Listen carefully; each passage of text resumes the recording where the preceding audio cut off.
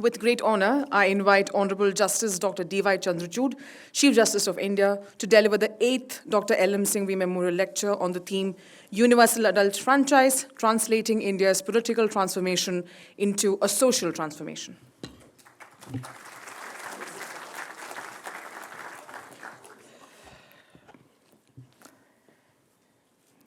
The Honorable Vice President of India, Shri Jagdeep Dhankar, this galaxy of distinguished public personalities,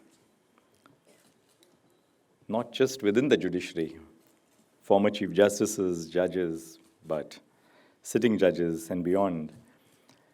I was looking at the signboards with so much of trepidation. Public life, MPs, ministers, judges, reserved judges. I launch upon this endeavor with a degree of fear in my heart, the same sort that I had when I first presented my argument for consideration before a single judge of the High Court. Professor Rajkumar, Dr. Abhishek Singhvi, Mr. Avishkar Singhvi, other family members of Dr. L.M. Singhvi, and the distinguished invitees who are part of this evening's event.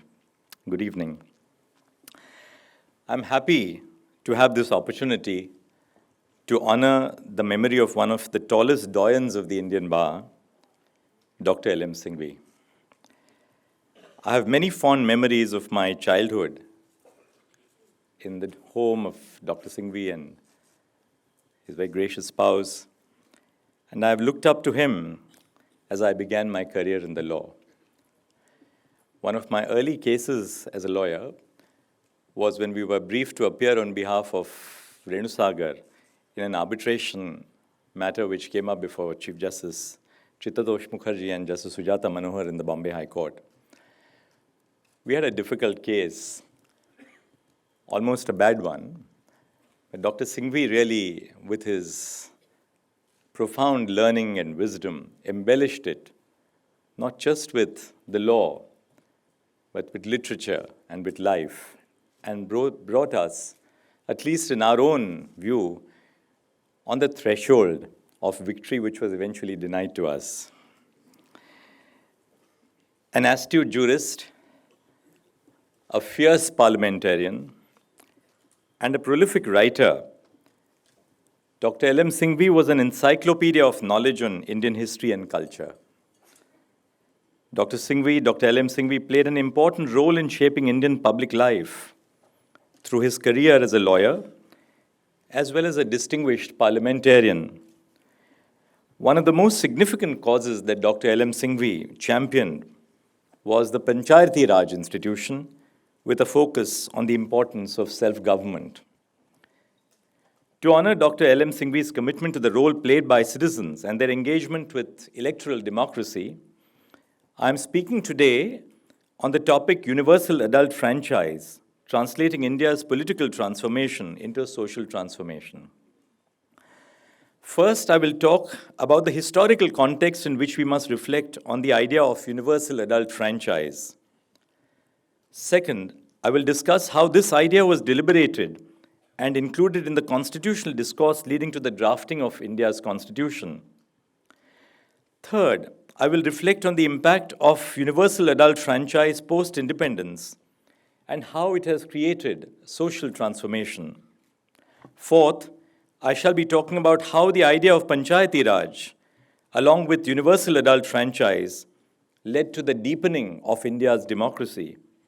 Fifth, I will be reflecting on the connections between universal adult franchise and the idea of participatory democracy. And lastly, I shall be reflecting on the Indian experiment with universal adult franchise. This is an ambitious project which presumes that the audience will not reflect a sense of boredom. First, let me dwell briefly on the historical context to understand universal adult franchise. The context is not just of India, but across the globe. History tells us that power was concentrated in the hands of a few. In many countries, power was used as a medium to control the behavior of people. Even when the idea of democracy emerged, the exercise of power was made limited only to the already powerful, whom we know as the so-called noble class. Democracy then was a means or an instrument to entrenchment. For instance, when the wave of democracy emerged in the world's oldest democracy, the United States of America, the structures of democracy which were set up excluded the marginalized and the oppressed communities. African Americans were not even considered citizens of America when the US Constitution was adopted. In India, we find a historical social system in which power was concentrated in the hands of the upper class of society. The rights which we now consider as universal were not universal all the time. They were denied to the oppressed. This was the norm across the world. Those who did not hold power were subjected to several levels of oppression. Against this power hegemony, several social reformers led movements towards the distribution of power. These movements were to democratize the hold over power by a few communities. When the structure of democracy was adopted by several countries in the 18th and 19th centuries, unfortunately, the exercise of democracy was used to retain power by the few. The right to vote was controlled and exercised by only those individuals who had already succeeded in society because of their social power and cultural capital. For instance, the right to vote was exercised only by those who had certain properties or educational institutions or qualifications, which were the result of not their individual effort, but were a reflection of the influence and hegemony their communities had on society. As a result, the idea of democracy itself was controlled by the elites of society. In that sense, the structure and exercise of democracy were only retrenchments of social privilege and hegemony. Voting rights were denied to women and members of the marginalized communities because the elite did not want to share the power with them and neither considered them to be capable of exercising a wise exercise of citizenship. It is in this history of injustice and exclusion that we must look at the idea of universal adult franchise. The demand for equal voting rights and to become a part of the political process emerged from the marginalized communities across the world. Instances of this challenge can be found in the women's suffrage movement globally and the movement of the socially oppressed. The emergence of social movements to gain voting rights was a simultaneous phenomenon which was taking place across the world. People from different countries found inspiration and learned from each other how to claim an equal say in decision-making.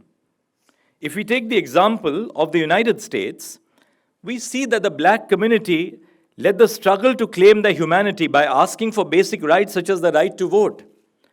When the 13th, 14th, and 15th Amendments to the American Constitution were adopted because of the struggle of the American black community, we also found a resonance happening in India. It inspired our social leaders coming from the marginalized communities. These social reformers not only demanded equal citizenship for the oppressed, but also started initiatives that could educate the masses about their rights. For instance, prominent social reformers like Jyotiba Phule and Savitribai Phule started schools for girls to make them aware of the happenings in the world and also about their rights. In his book titled Gulamgiri, translated as slavery, Jyotiba Phule appealed to the upper caste Indians that they should make way for the marginalized in the same way the Americans did by abolishing slavery through the 13th Amendment of the US Constitution. In that way, the negotiations against colonial power of the British government were not by a uniform stream of thought. While a few Indians demanded a share in the administration, leaders such as Jyotiba Phule were laying down the groundwork for an alternate picture of providing the chance to become part of the administration to everyone.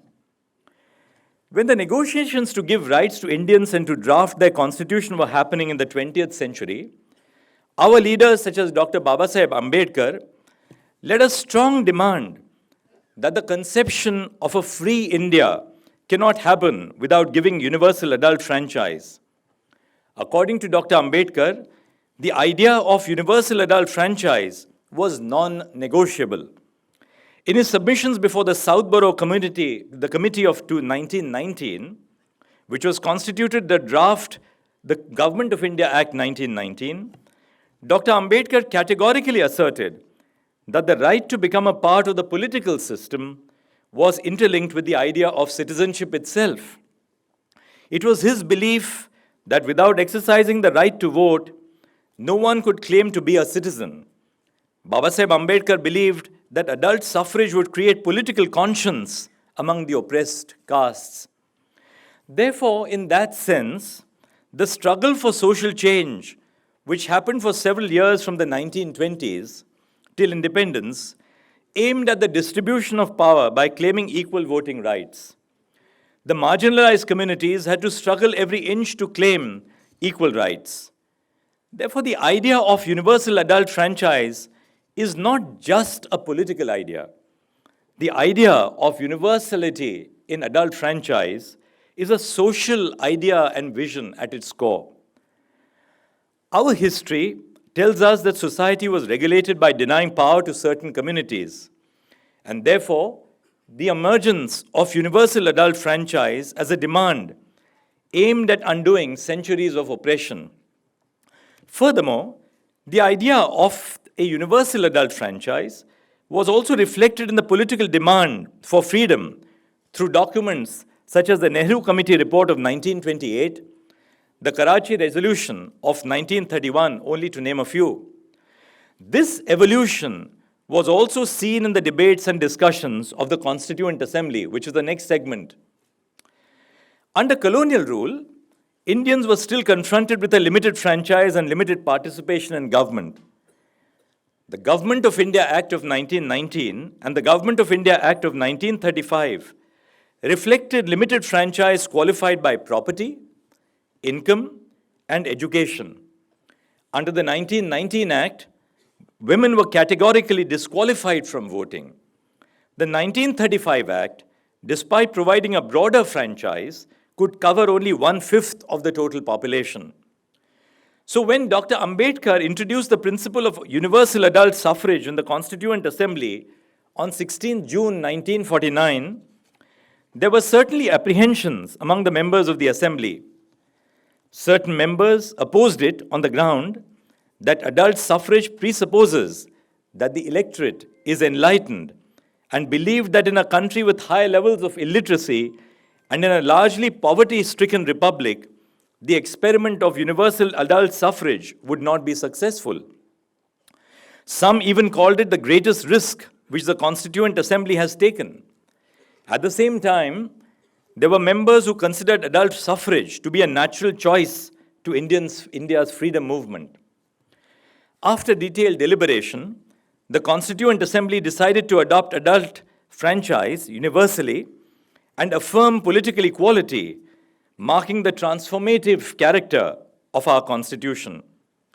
The nation was shedding its colonial and pre-colonial shackles and evolving to adopt the system of parliamentary democracy based on equality of citizenship and universal adult franchise. The preamble of the Constitution, beginning with the words, "We the people," made it abundantly clear that the will of people of India was the source of sovereign authority and that India was to be constituted as a sovereign, secular, democratic republic. Universal adult franchise was set to bring a five-fold increase in the electorate, extending it from 3.5 crores of voters to 17 crores of voters who were to participate in the first parliamentary elections of independent India. As Alladi Krishnaswamy Iyer observed, in spite of the ignorance and illiteracy of the large mass of the Indian people, the Assembly has adopted the principle of adult franchise with an abundant faith in the common man and the ultimate success of democratic rule, and in the full belief that the introduction of democratic government on the basis of adult suffrage will bring enlightenment and promote the well-being, the standard of life, the comfort, and the decent living of common citizens. the introduction of universal adult franchise was truly a revolutionary act at a time when such a right had only recently been extended to women, people of color, and the working class in supposedly mature Western democracies. In this sense, our Constitution was a feminist document, as well as an egalitarian, socially transformative document. It was a break from the colonial and pre-colonial legacy, the boldest move adopted by the Constitution that was truly a product of Indian imagination.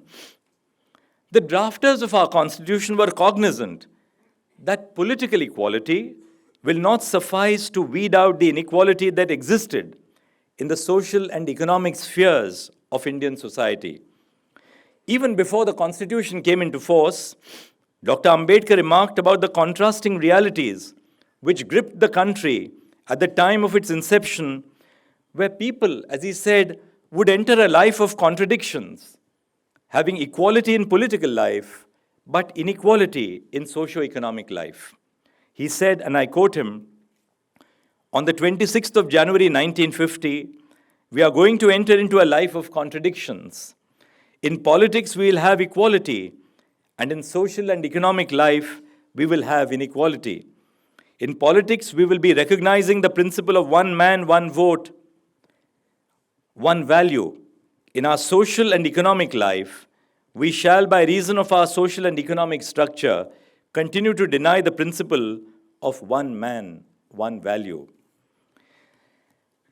In view of these observations, the principle of one person, one vote was adopted in the hope that political equality will gradually help overcome and diminish the deep and abiding structural inequalities which plagued India. Universal adult franchise, enshrined in Article 326 of our Constitution, was committed to transforming a fractured society into a democratic, participatory, and egalitarian society, translating India's political equality into social transformation, guided by the values of human dignity, liberty, equality, fraternity, and social justice. Now let's come closer home over the last 70 years, the post-independence experiments and experiences. As we see, universal adult franchise was a solid determination of India's founding leaders to create a democratic state. However, the translation of the right to vote being bestowed upon citizens and its realization has not been a simple journey. The Constituent Assembly Secretariat started the preparation of electoral rolls in 1947 itself. It began issuing press releases which allowed it to communicate with the public. In response to concerns, the precise method and procedure of creating the electoral rolls was published in the press. The constitutional advisor, B.N. Rao, himself oversaw these press releases. The press releases informed the public of the stories of what happens next and any recurring alterations to the procedure. A distinguished scholar, Ornit Shani, while describing the work of the Constituent Assembly Secretariat, writes, "In the same way, an intimate address in a novel allows people to conjure up a uniquely vivid experience. The Constituent Assembly Secretariat's correspondence enabled people to conjure up a world of universal adult franchise." The preparation of the first electoral roll was also a momentous task, as the majority of the population, 86%, was illiterate, and the new Republic of India was grappling with the horrors of partition, war, and famine. While preparing the first electoral rolls, many women's names were missing, and instead, there was a description of the voter as X's mother or Y's wife. Young girls married off at an early age and forced to shift to a different matrimonial village found it extremely difficult to get their names enrolled in the electoral constituency of their spouse's village. The Election Commission had to rectify this and redo the exercise again. It also took time to notify the reserved constituencies for scheduled castes and scheduled tribes, as relevant data was not available immediately. Furthermore, to increase its reach to the widest section of the population, the newly created Election Commission of India at the time innovated with outreach campaigns. It ran a documentary on franchise and duties of the electorate in over 3,000 cinema halls to encourage citizens. This was done to educate the masses about the election process. The Election Commission thus achieved the feat of preparing the first electoral rolls for 176 million Indians aged 21 years and more for deciding the fate of 4,500 seats, including 500 for Parliament and 4,000 for the state assemblies. Right from the first elections of independent India, Indian citizens have demonstrated enthusiasm in participating in the electoral processes. Several constitutional commentators have believed that India will not be able to survive as a constitutional democracy, but our citizens have proved them to be wrong. Universal adult franchise helped establish a sense of belonging and responsibility among citizens as equal stakeholders in the country's progress. This sense of belonging and faith in democracy is best captured by the life of late Sri Shyam Saran Negi, the first voter of independent India in 1951, who recently passed away on 5th November 2022, just 3 days after voting for the 34th time in the Uttarakhand State Assembly elections. He had, along the way, encouraged everyone to cast their votes and choose candidates after mindful deliberation. It has to be ensured that everyone is able to participate in elections. For instance, the Election Commission has on multiple occasions set up polling booths for a single voter. During the 2004 general elections, the Commission set up a polling booth for just this one voter. In the same vein, the plight of migrant workers must be considered, who most often are unable to effectively cast their vote in their constituency. Most migrant voters leave their hometowns and have to migrate to different cities in search of livelihood, to different states and different corners of the country in search of livelihood for themselves and their families. One aspect which we must emphasize is the participation in the electoral process by those communities who initially did not have the right to vote but were granted the right by the Constitution. Post-independence history tells us that the marginalized communities such as the Dalits have considered the right to vote and the idea of universal adult franchise as a sacrosanct feature of the Indian Constitution. These communities have shown a kind of ownership of the Constitution because they believed that it was the Constitution which gave them equal rights as well as the power to exercise and claim those rights. Therefore, we must not look at the particular history of post-independence India from solely a political lens, but we must understand that it is an interlinked phenomenon with the social emergence of democratic ideas. We see that the raising of political demands by the marginalized accompanied their demand to have equal rights and constitutional safeguards. Universal adult franchise, in that sense, acted as an equalizing force in shaping the future of India. Those who were denied the rights and powers now became a force, a deciding force, in selecting the composition of Parliament. This is an example of how political transformation through universal adult franchise led to social transformation in Indian society. Universal adult franchise provided confidence to the oppressed communities whose right to even believe in themselves was taken away by oppressive structures and groups. Let me dwell now on the Panchayati Raj. Several years after independence, it was felt that there must be a decentralization of the constitutional structure. The idea was to deepen democracy and to make it further deliberative. Several individuals from the people's movement, as well as the leading lawmakers and jurists, including Dr. L.M. Singhvi, played a significant role in taking the idea of decentralization forward. Dr. Singhvi chaired the Committee for Revitalization of Panchayati Raj Institutions for Democracy and Development, popularly known as the L.M. Singhvi Committee. The committee submitted its report in 1986 and identified Gram Sabhas as the incarnation of direct democracy and put forward the proposal of constitutional recognition of local self-governing institutions. The report also focused on the importance of conducting panchayat elections without delay, the provision of adequate financial resources to panchayat Raj institutions, and the establishment of Panchayati Raj judicial tribunals, among others. The most significant achievement of the LM Singhvi committee was that it led to the constitutional recognition of Panchayati Raj institutions in 1992 through the 73rd and 74th Constitutional Amendment Act, leading to the insertion of Part 9 in the Constitution. These amendments gave a new dimension to the entire concept of democratic decentralization of power to the rural people of the country.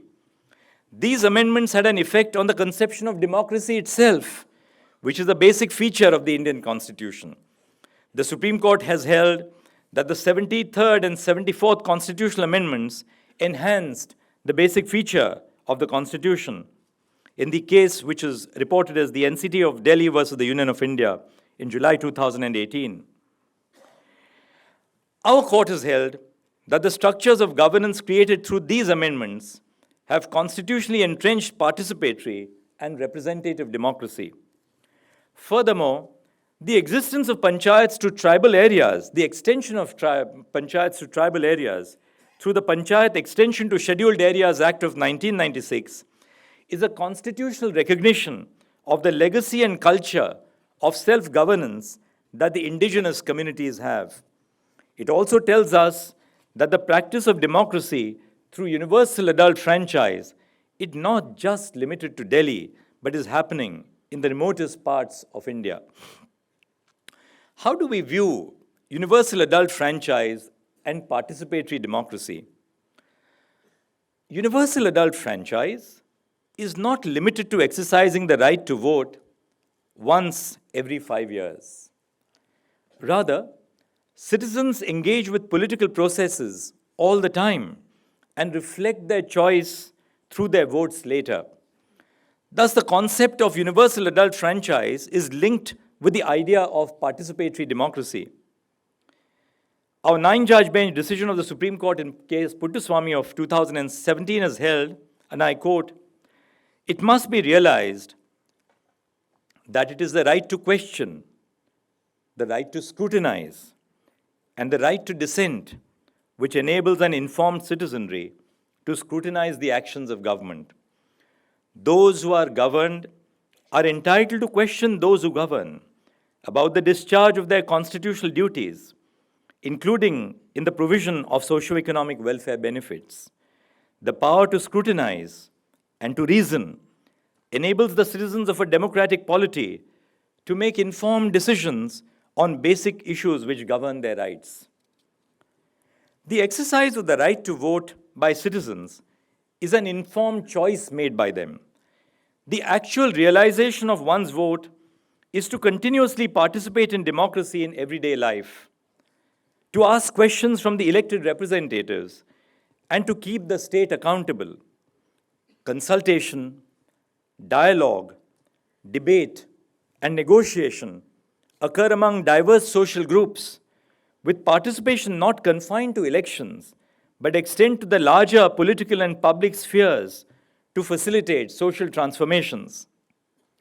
The citizens' ability to participate in electoral democracy and promote good governance was also enhanced to the tool of the right to information. On a similar note, the Supreme Court of India recently inaugurated the online Right to Information portal, which further eases and facilitates the process for citizens to file RTI applications and access information. What does the Indian experiment with universal adult franchise then tell us? The Indian experiment with universal adult franchise contradicts all myths against it. It was believed that only a few had the wisdom to vote or to vote wisely. Our experience tells us that even the most vulnerable have the political consciousness to choose their leader they want. Therefore, we must reject every form of elite understanding of the democratic process, which we keep hearing constantly, that only the educated are better decision makers. Individuals whom society has despised as being uneducated have shown tremendous political acumen and awareness of local problems, which even the educated may not readily understand. The elite perception that only the educated or few individuals should have the right to vote shows contempt and distrust towards democracy. Since independence, there are lakhs of examples of how individuals have used the power they received in the form of their right to vote to exercise political power beyond merely electing their representatives, as they formed pressure groups and movements exerting and influencing the elected representatives to further the rights of individuals and engineer a social transformation. This is truly reflective of the power of participatory democracy.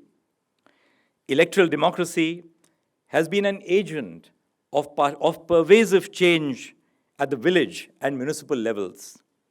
The reservation of seats for women and marginalized social groups in panchayats has given them the power to shape their own destinies. It is a silent revolution done by the universal adult franchise in India. There are numerous examples across India of exemplary work done by women sarpanches or all women panchayats in different parts of India. This also demonstrates the bottom-top approach to governance. Lastly, Dr. Babasaheb Ambedkar believed that universal adult suffrage would act as a stimulus that would help gradually transform India's political equality into social and economic equality. The Indian experience has shown us the transformative potential of universal adult franchise. I'm deeply grateful to the Dr. Singhvi family for inviting me for this lecture. Namaskar.